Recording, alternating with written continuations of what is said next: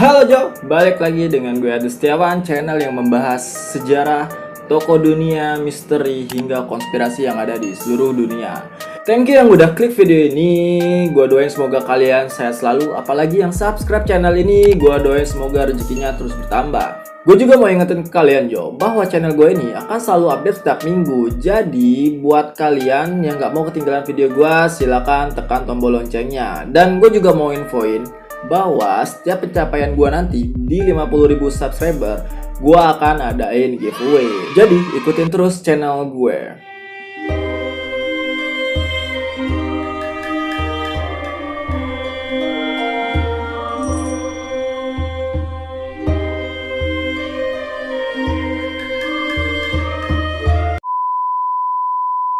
Jadi Jo, yang akan gue bahas kali ini adalah salah satu gadis dari negeri Jepang ya, dimana dia itu pernah menjadi korban yang disiksa dan diperkosa selama 44 hari. Sebenarnya gue tuh agak sedikit nggak tega sih untuk cerita kisah ini, karena kisah ini tuh bener-bener adalah salah satu kisah yang bener-bener gak manusiawi menurut gue. Dan pelakunya ini bener-bener udah di luar batas banget ya. Nah, jadi gimana ceritanya Jo? Dan siapa dia? Dia adalah Junko Furuta. Junko Furuta ini ya merupakan seorang gadis cantik dari SMA Yashio Minami dari prefektur Saitama, Jepang pada akhir tahun 1980-an. Kecantikannya si Junko Furuta ini ya, jadi pernah memancing salah satu seorang pria bernama Hiroshi Miyano. Nah, Miyano ini adalah seorang tukang bully ya di sekolahnya dan juga memiliki koneksi dengan kelompok Yakuza. Nah, Yakuza ini adalah salah satu organisasi mafia yang terkenal di Jepang pada masa itu. Suatu ketika si Miyano ini Jo pernah menyatakan cinta ke Furuta Jo. Nah, dan Furuta menolaknya. Nah, jadi gara-gara ini Jo, si Miyano benci sama si Furuta. Nah, akhirnya si Miyano ini merencanakan sebuah rencana yang sangat kejam dengan si Furuta. Tepatnya pada 25 November 1988 ya, si Miyano ini menculik si Furuta yang baru pulang dari kerja paruh waktunya. Si Miyano bersama teman-temannya menyekap Furuta dalam sebuah rumah dan mengancam akan membunuh seluruh keluarganya bila dia mencoba kabur. Dan dari sinilah neraka Furuta dimulai. Jadi Jo, selama masa penculikan ya, si Furuta ini disuruh menelepon orang tuanya. Nah, dan disuruh mengatakan bahwa ia itu lari dari rumah lalu tinggal bersama teman-temannya. Nah, ia dipaksa memberitahu orang tuanya jika dia dalam keadaan baik-baik saja. Kurang ajar banget itu si pencurinya. Jadi Jo, penculik Furuta ini melakukan itu agar polisi itu tidak melakukan pencarian paksa menghilangnya si Furuta. Orang tua dari Nobuharu Minato, bukan Minato yang ini Jo. Ketika orang tua Minato datang, ya, si Furuta dipaksa untuk mengaku sebagai pacar dari salah satu mereka. Nah, walaupun orang tua si Minato ini menyadari bahwa si Furuta ini diculik, mereka tuh nggak bisa melakukan apa-apa karena mereka takut ada si Hiroshi yang merupakan generasi dari Yakuza. Jadi selama 44 hari masa penculikan Jo ya, si Furuta ini dipaksa untuk bertahan ya, menerima segala macam siksaan mereka, menahan segala penderitaan dari rasa sakit yang benar-benar udah nggak ketahan sih. Menurut gue itu sadis banget ya. Jadi nah gue akan ceritain ya seperti apa ya yang dilakukan oleh para penculik ini.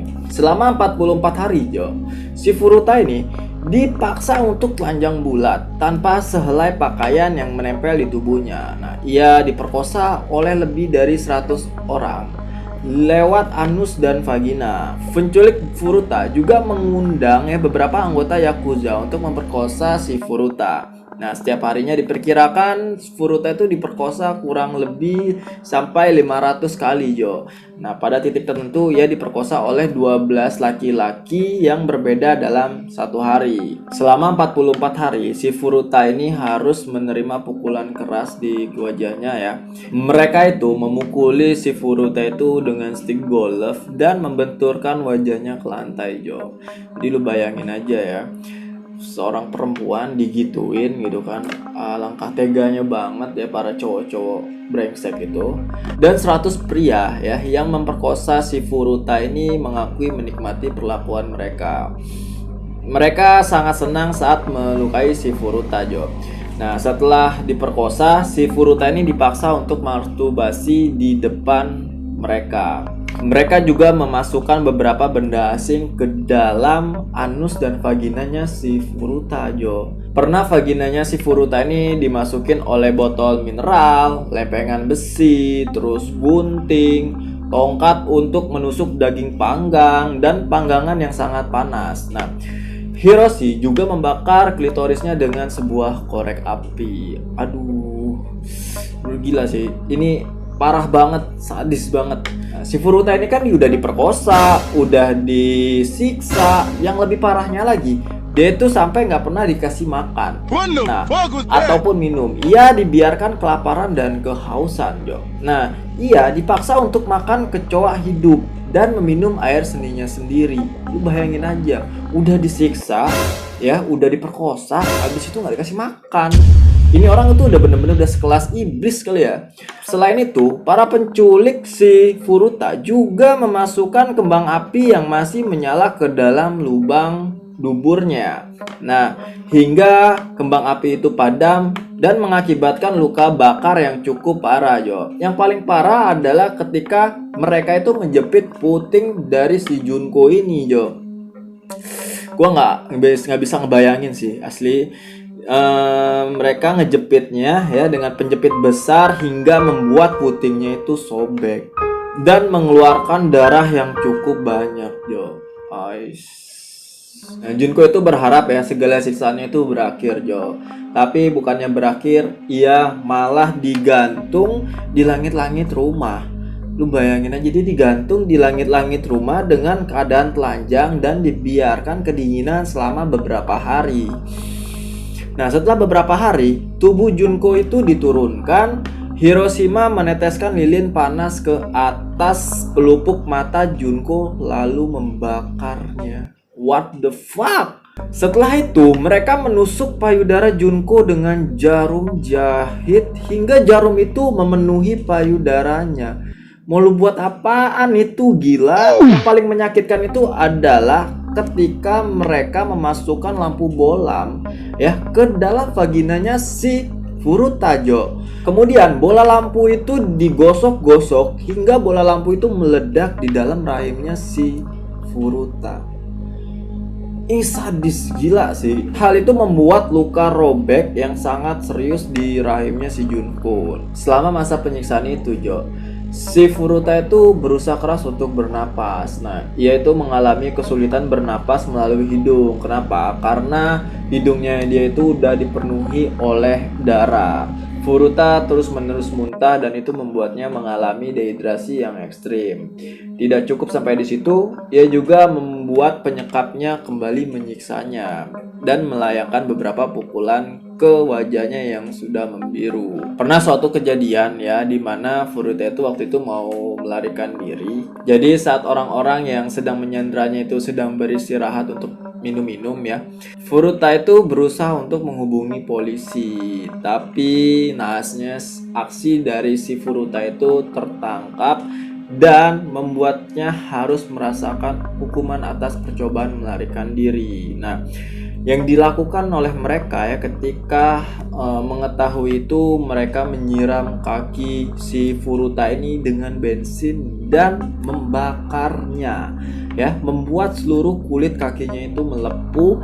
Mereka juga memasukkan sebuah botol besar ya ke dalam anusnya si Furuta yang menyebabkan pendarahan hebat di bagian dalam anusnya. Gua nggak kebayang sih, ini sadis banget ya. Neraka nih, ini kayak model neraka di dunia nih, begini nih neraka di dunia nih. Lo kalau masih mau berbuat dosa nih, nah lo ntar kayak gini nih, bro. Ntar lo kayak gini nih, Jo. Dengan kaki yang terbakar dan luka-luka yang memenuhi tubuhnya ya sampai nggak bisa jalan bahkan tangannya pun tidak dapat menggenggam apapun.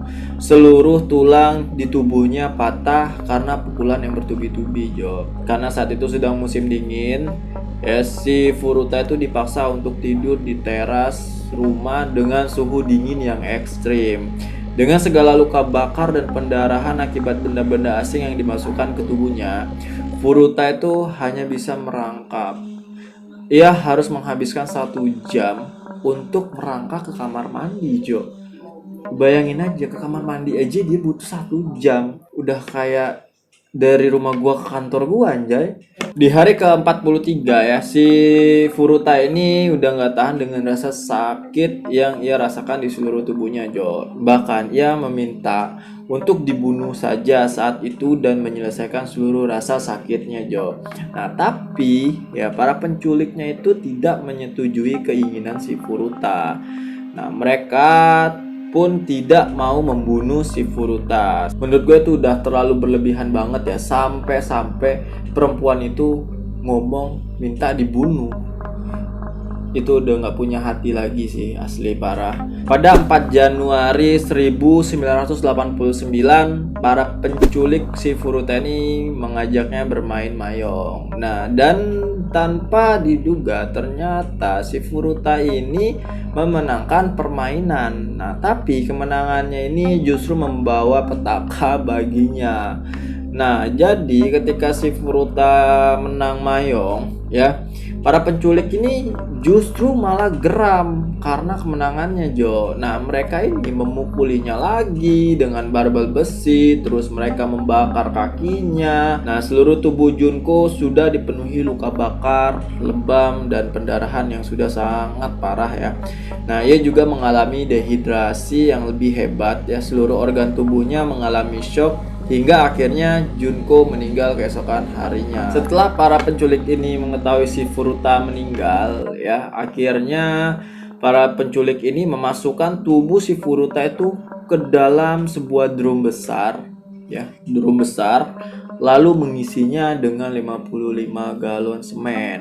Setelah itu mereka membuang drum itu di Koto, Tokyo. Akhirnya para penculik si Furuta ini ditangkap dan disidangkan sebagai orang dewasa. Tapi karena Jepang menangani kejahatan yang dilakukan oleh pelaku yang masih di bawah umur, ya, maka identitas mereka disembunyikan oleh persidangan. Akan tetapi seminggu kemudian, majalah mingguan bernama Sukan Bunsun menerbitkan nama mereka dengan menyatakan hak asasi tidak dibutuhkan oleh penjahat biadab. Mereka juga menerbitkan nama asli Furuta lengkap dengan detail tentang kehidupan pribadinya dan menerbitkannya besar-besaran di media. Keempat penculik si Furuta ini akhirnya dinyatakan bersalah, tetapi Jo, ya, mereka tuh hanya diberi hukuman kurang lebih 8 tahun. Nah, harusnya ya, menurut gue ini udah kasus yang berlebihan. Harusnya mereka itu mendapatkan hukuman mati.